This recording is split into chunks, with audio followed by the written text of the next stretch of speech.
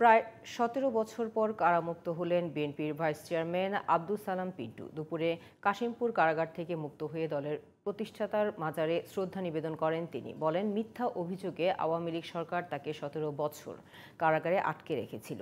কারামুক্ত হয়ে গণ অভ্যুত্থানের ফসল ঘরে তোলার প্রত্যয় জানান আব্দুস সালাম পিন্টু। বিস্তারিত জানাচ্ছেন মনিরুজ্জামান।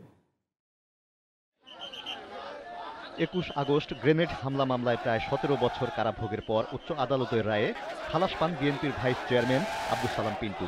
মঙ্গলবার দুপুরে কারামুক্ত হয়ে কাশিমপুর থেকে দলের প্রতিষ্ঠাতা জিয়াউর রহমানের মাজারে শ্রদ্ধা নিবেদন করতে আসেন তিনি। সে সময় বিএনপির স্থায়ী কমিটির সদস্য নজরুল ইসলাম খান, সিনিয়র যুগ্ম মহাসচিব রুহুল কবির রিজভী সহ টাঙ্গাইলের বিভিন্ন স্তরের নেতাকর্মীরা উপস্থিত ছিলেন।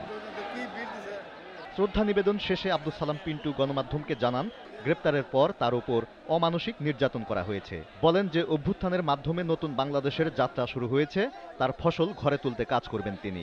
আমাকে রিমান্ডে নিয়ে কারেন্টের শক দিছে, চেয়ারে ঘুরেছে, আমাকে মারপিট করেছে।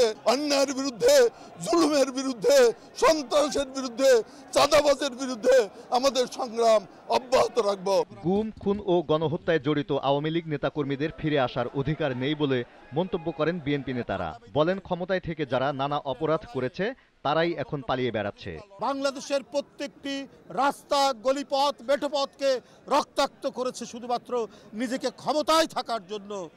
তিনি আজকে পালিয়ে গেছেন। এই মুক্ত বাংলাদেশে মুক্ত সালাম পিন্টুদের মাধ্যমে আগামী দিনে আমরা সেই বাংলাদেশ গড়ে তুলব যে বাংলাদেশের জন্য আমরা মুক্তিযুদ্ধ করেছিলাম।